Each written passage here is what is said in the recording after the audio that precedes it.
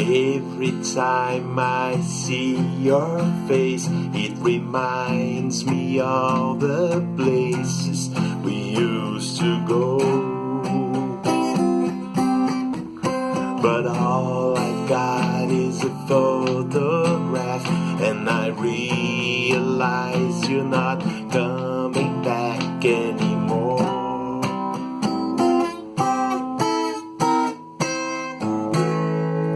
Eita, nós! Ringo Starr e George Harrison, Photograph. Eita, essa música foi o maior sucesso desta beleza de álbum aqui, gente.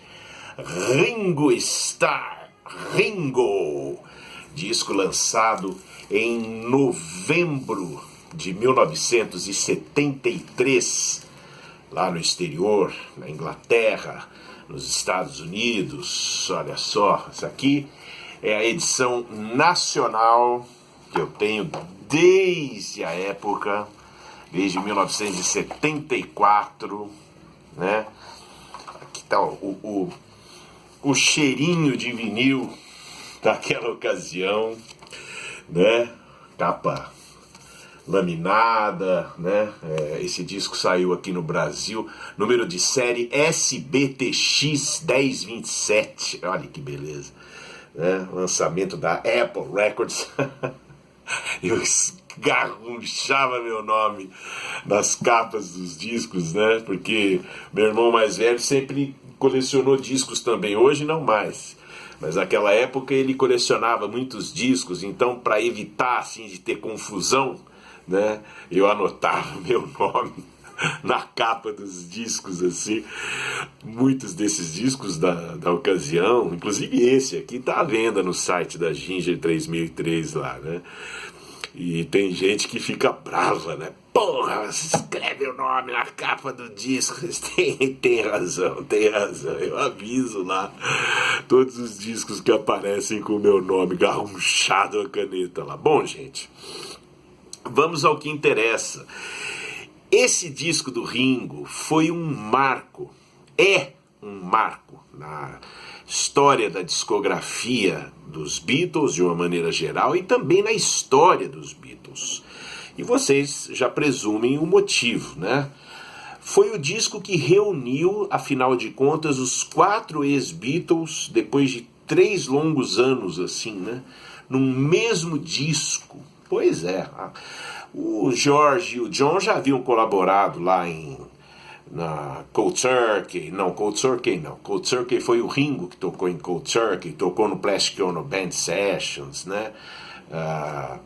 O George tocou no Imagine, algumas faixas do Imagine, né? O George e o Ringo sempre tocaram juntos, tal, mas aqui nesse disco, em I'm the Greatest, música do John, foi a primeira vez que o John, o Ringo e o George se encontraram no estúdio. Com eles estavam Billy Preston, Klaus Voormann e o produtor Richard Berry, que ficou deslumbrado, já concedeu entrevistas, muitas entrevistas, falando do clima mágico que ele teve o privilégio de conhecer naquela ocasião, né? E alguns historiadores dos Beatles até dizem que foi uma espécie de sessão tardia do Abbey Road, né? Estavam os 3 lá, porque na época do Abbey Road, assim, nunca estavam os 4 no estúdio, assim, era muito raro, né? Eles estavam sempre ou em 3 ou em 2, né? Fazendo os overdubs e tal, enfim, aquelas histórias todas de egos inflamados dos nossos queridos Beatles. O fato é que em março de 73, o John, que já estava assim meio mal com a Yoko, ele foi para Los Angeles encontrar o Ringo. E eles fizeram então uma famosa sessão de gravação lá, que o John resolveu dar a música I'm the Greatest, dele, que ele havia composto em 71, né, para o Imagine, mas a música acabou sendo... não ficou pronta a tempo, então o John finalizou a música nessa ocasião em que ele foi lá gravar com o Ringo, né? E é uma grande música do John, uma música que retoma o bom humor dele, né? Ele faz aqui uma brincadeira até com o Sgt. Peppers, né? Ele põe lá os ruídos de plateia da música Sgt. Peppers, né? De abertura do álbum, né? Ele chama o Billy Shears, o Ringo, né? Que faz o vocal da música, obviamente, é o Billy Shears. Então foi uma homenagem, ainda que assim, claro, meio travada, né? Meio tímida. Foi uma homenagem do John, uma espécie de lampejo de nostalgia dele ao estar lá com os colegas, né? E, inclusive, se cogitou, a sessão foi tão bem sucedida, né? O George, a história que contam é aquela, né? O George foi lá ver. O George, ele e o Ringo compuseram Photograph em 1971, durante uma viagem de iate, né? Eu não vou me recordar exatamente em que país ali da Europa, nas proximidades ali, mas eles fizeram uma viagem junto com as respectivas esposas, e aí os dois lá, meio bebuns, começaram a compor essa música, o Ringo e o George. O George chegou a gravar essa faixa, Photograph, para o Living in a Material World. Ele usou essa música para tentar incluir no repertório possível àquela altura do Living in a Material World. Mas ele resolveu de última hora não incluir a faixa, e então eles combinaram que seria uma faixa que o Ringo lançaria, né? Eles começaram a gravar a base da música em 72. O George foi para Los Angeles justamente em março de 73. O Ringo já estava gravando, né? Ele já tinha começado a gravar algumas faixas, algumas bases, e com vários convidados, como o The Band, né? Maravilhoso grupo The Band, né? Com o Mark Bolan, inclusive, que faz um solo na faixa Sunshine Line for Me, né? Não, Sunshine Line for Me, minto, é do George. Hold On é a segunda faixa do álbum que o Mark Bolan faz lá um solo, né? E de guitarra, e óbvio. E, enfim, o George foi lá para ver em que pé andava, né, a gravação do disco do Ringo. Aí eles fizeram lá os overdubs finais, refizeram basicamente Photograph, né? E o George chegou no estúdio um dia, tava lá o John, ele falou: puxa vida, posso participar, gente, dessa sessão? O John falou: claro, meu, chega aí, me ajuda a terminar essa passagem aqui, esse mid-lake aqui da música e tal. E o George plugou a guitarra dele e foi. Então, os três Beatles lá, o Klaus Voormann no contrabaixo e o Billy Preston, né, nos teclados. O Billy Preston acho que faria um overdub depois, mas acho que na hora mesmo tava o John, o George, o Ringo e o Klaus Voormann, que seria a formação hipotética dos Beatles em 1970, né, quando o Paul saiu, avisou que estava saindo da banda, chegaram a cogitar essa formação para seguir como os Beatles, vê se pode, né? Como se isso fosse possível, né? O fato é que a gravação foi um barato, deu tudo certo, e o John até chegou assim a comentar: pô, a gente podia fazer isso mais vezes, né? Podíamos organizar aqui de realmente voltar com a banda e tal, não sei o quê. O Paul, uma pena que o Paul não pode estar aqui. O Paul, naquela ocasião, estava proibido de entrar nos Estados Unidos por causa de um problema que ele teve com maconha no ano anterior, lá na Inglaterra, enfim. O John falou: se o Paul estivesse aqui, com certeza ele viria participar. Porque àquela altura eles já estavam, né, fazendo, já se reaproximando. O Alan Klein estava dando um baita trabalhão para o John, o George e o Ringo, estava processando eles.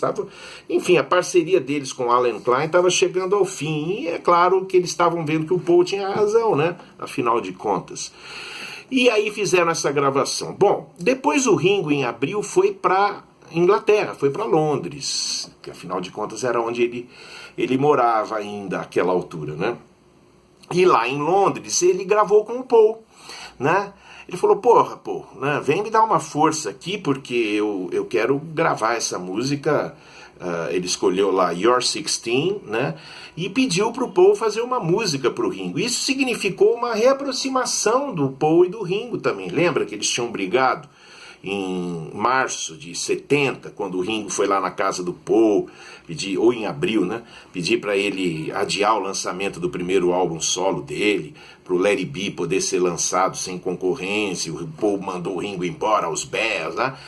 Essa foi a época em que eles se reaproximaram, e o Paul compôs Six O'Clock para o Ringo gravar, e eles gravaram os dois juntos, basicamente, né? Foi assim um encontro mágico também, né? Como detalhe, essa foi a única faixa que o Paul gravou na carreira dele, se eu não estiver enganado, nos estúdios da Apple, né?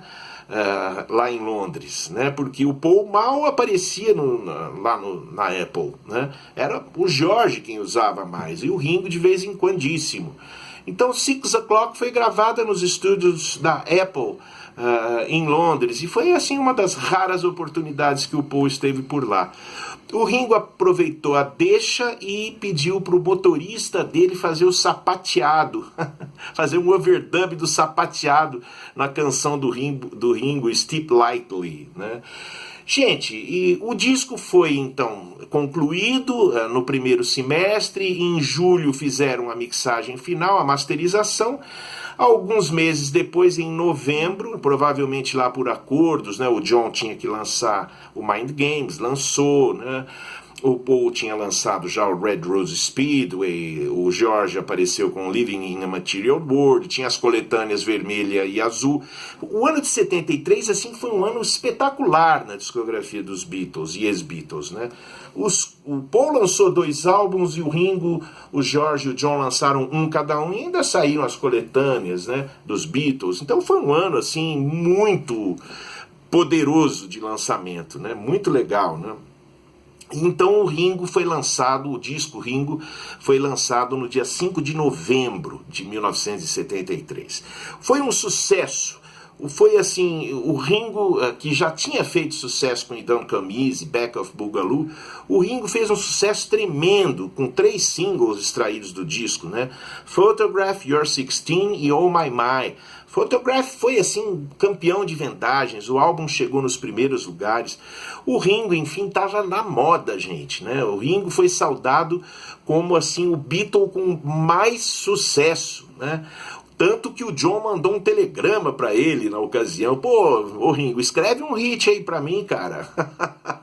Verdade, né? E, enfim, foi um disco muito bem recebido pela crítica, um disco assim iluminado, né? Porque ele é, sem dúvida, o melhor álbum que o Ringo já fez. Porque teve muita participação lá importante, né? O George compôs, além de Photograph, em parceria com o Ringo, ele compôs Sunshine Life for Me, um número country rock muito interessante, com o The Band fazendo toda a base junto com o George e com o Ringo, né? Um número country muito interessante, muito bacana.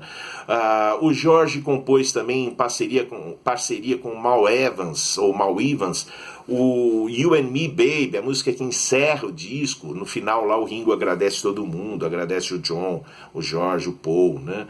E uma música muito bonita, por sinal, uma balada que encerra o álbum, assim, uma faixa de agradecimento, né? A letra é do Mal Evans, né? Muito legal, né? Uma música muito boa.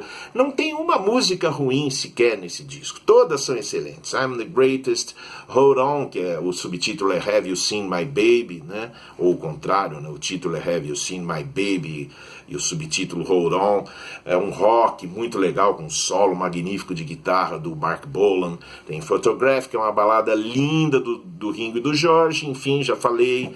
Sunshine Light for Me, já falei. You're 16, um pop lá, anos 50, bem humorado, fez um baita sucesso. O Paul participa fazendo lá com a voz a simulação de um instrumento de sopro, né? Muito interessante. Oh My My é um chamado sing-along, que é aquela música que tem um refrão pegajoso. Oh My My, can you boogie? Muito legal, fez um sucesso tremendo. Eu adoro essa música, adoro Steep Lightly, é uma música charmosa, assim, é do Ringo, né? O Ringo também estreou lá a parceria dele com Vini Poncia, né, que era um letrista, né? Muito interessante a parceria dos dois. Tem 6 O'Clock do Paul, que é uma das baladas mais bonitas do Paul, e ele deixou para o Ringo gravar. Foi assim uma reaproximação dos dois muito importante, né? Depois de 2 anos ali, 2, 3 anos de afastamento, né? E tem Devil Woman, que é um rockão super pesado, com uma guitarra bem hard, assim, bem áspera, né, fazendo acompanhamento, um trabalho de percussão do Ringo, bem forte, e You and Me Baby, que encerra o disco.